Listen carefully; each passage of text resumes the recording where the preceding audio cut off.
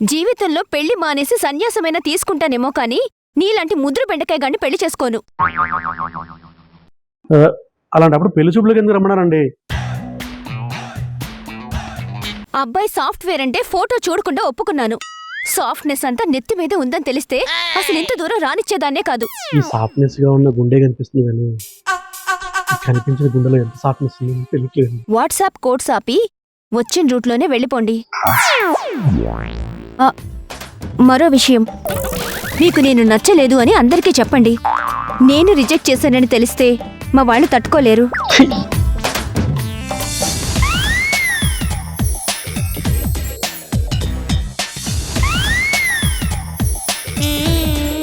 అదేంటి బ్రో, నన్ను అక్కడే వదిలేసొచ్చు. ఆ అమ్మాయి కాబట్టి ఇంకో అమ్మాయి. Chill bro, be happy.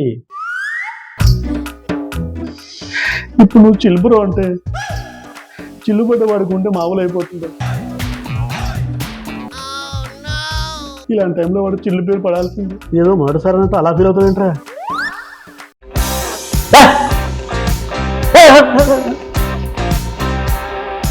ఇన్నిసార్లు పెళ్లి చూపుకి వెళ్ళాలంటే చికాకు నాకే చికాకు దుబ్బుతుంది ఇక్కడ.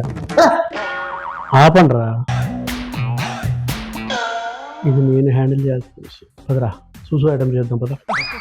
డిప్రెషన్ సప్రెషన్ చేయాలంటే చావు అంచుని టచ్ చేయాలి. నీకు వేరే ఆప్షన్ లేదు. బ్రో చంపేస్తావా ఏంటి? అసలు బ్రోకి ఎంత ఎక్కువ బ్రో? ఇల్లు ఉంది, కారు ఉంది, 5 అంకెల జీతం ఉంది, పెళ్ళి అవ్వలేదు, అంతే. Bindaas life bro. వైఫ్ లేని లైఫ్ కూడా లైఫ్ అయినా. వీడు కట్టిన డబ్బులతో ఆ మ్యాట్రిమోనీ కూడా బిల్డింగ్ కట్టాడు. వీడు కనీసం ఒక్కసారి కూడా తాళి కట్టాడు. మళ్ళీ సిగ్గు లేకుండా ఆ బిల్డింగ్ ఇనాగ్రేషన్ కి వీడే చీఫ్ గెస్ట్ గా వెళ్ళాడు. పిలిస్తే రానని ఎలా చెప్పగలను? పైగా ఆ మ్యాట్రిమోనీ వాడికి చాలా వ్యాలిడ్ కస్టమర్. నీకు పెళ్ళి అవ్వనంత కాలం ఆడు బిల్డింగ్ మీద బిల్డింగ్ కడుతూనే ఉంటాడు రా బ్యాకు. వయసులో కూడా ప్రేమించుండి ఉంటే ఇప్పుడు వీళ్ళతో మాట్లాడాల్సిన అవసరం ఉండేది కదా. హ్యాపీగా పెళ్ళాంటి వెళ్తూ ఉండేవాడు. సిగ్గు లేకుండా సిగ్గుపడితే ఉంటారు గాడిద. చుట్టూ ఊడిపోవడం మొదలైనప్పుడే వచ్చాను. అప్పుడే ఏదో పొగులు ముందు ఆగితే గర్భం వెళ్ళిపోయింది.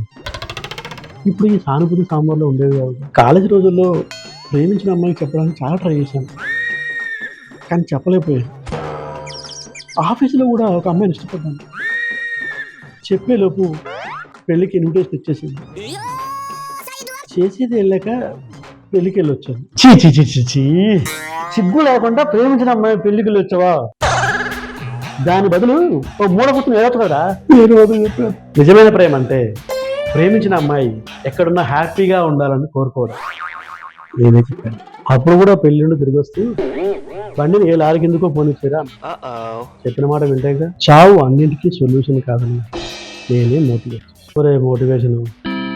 ఎందుకురా పరిసారి నా పని కడ్డం పడతా. వాడు చావేదో వాడు వచ్చేవాడుగా. అవును, సగం ఈ మొహమాటంగా చేసే పనులన్నీ నా అకౌంట్లో పడతాయి. మొదలరా మొదలు వైల్డ్ కార్డ్ ఎంట్రీ లాగా. నేను భయాన్ని అందరూ నన్నే అనండి అంటే నేను ఏమి అనలేననేగా మీ ధైర్యం. నేను చెప్పింది తింటరా, హ్యాపీగా ప్రెడ్ చేసి తగ్గుకొని పడుకు అన్ని సెట్ అయిపో. Thank you. కనీసం ఇక్కడ నాకు క్రెడిట్ ఇచ్చాను. నేను నీకు ఇక్కడ క్రెడిట్ ఇచ్చాను రా. 2 పెగ్గులు ఎక్కువ కాదు. పేపర్ రాగానే మేడం దూకేద్దాం.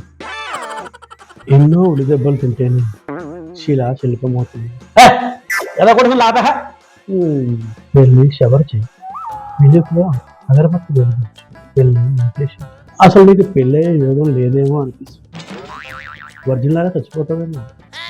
అసలు పెళ్ళి లైఫ్ అంటే ఒక్కళ్ళు లేని తమలపాకు, చుక్కలు లేని ఆకాశం. నవరంధ్రాలు ఉన్నవి నవరసాలు ఆస్వాదించడానికి. అలాంటి అవకాశం లేనప్పుడు శ్వాస ఎందుకు, శ్వాస మీద ధ్యాస ఎందుకు? ఒరే రాజ్బాబు, నువ్వు హ్యాపీగా ఉన్నావురా. ఊళ్ళో బోల్డ్ ఆస్తులు ఉన్నాయి, అప్పులు లేవు, అందుకన్నా ముఖ్యంగా ఆరోగ్యంగా ఉన్నావురా. ఆరోగ్యం మహాభాగ్యం. అలా అనుకోని నేను నువ్వు మోసం చేసుకోవడం దౌర్భాగ్యం రా. ఒరే ఏదో ఒకటి చేయరా. ఎప్పుడు ఏం చేస్తావు జరిగే చికాకు దుబ్బుతుంది ఇక్కడ. చికాకే. when you feel low, when you feel stressed, take a deep దీర్ఘంగా శ్వాస. అంతే. తర్వాత వదలొద్దు. పెళ్ళైన వాళ్ళందరూ హ్యాపీగా లేరు, పెళ్లి కాని వాళ్ళందరూ బాధలో లేరు. పెళ్లి కానంత మాత్రాన ప్రపంచం ఆగిపోతుంది, కానీ పెళ్లి కాకపోతే రాజబాబు వంశం ఆగిపోతుంది. ఎంత అప్రతిష్ట! ఈ ఒక్క కారణం చాలు కరెంట్ ప్లగ్లో వేలేటాడు. రే, నువ్వు స్టిల్ బ్యాచిలర్ రా, ఏ బాధ్యతలు లేవు, enjoy each and every moment రా. నేను నువ్వు ఎప్పుడు తక్కువ చేసుకోవద్దు, ఇలాంటప్పుడు స్ట్రాంగ్గా ఉంది.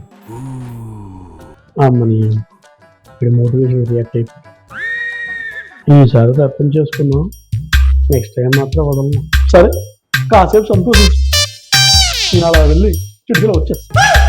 వెళ్ళరా, వెళ్ళి ఫ్రెష్ అవ్వు. స్నానం చేసే ఫ్రెష్ అయ్యే కాడికి ఇంకా నేనెందుకు? మొహం నన్ను ఇలా తగులుకున్నావేంట్రా? నువ్వు ఎక్కడుంటే నేను ఎక్కడ ఉంటాను కర్మరా బాబు.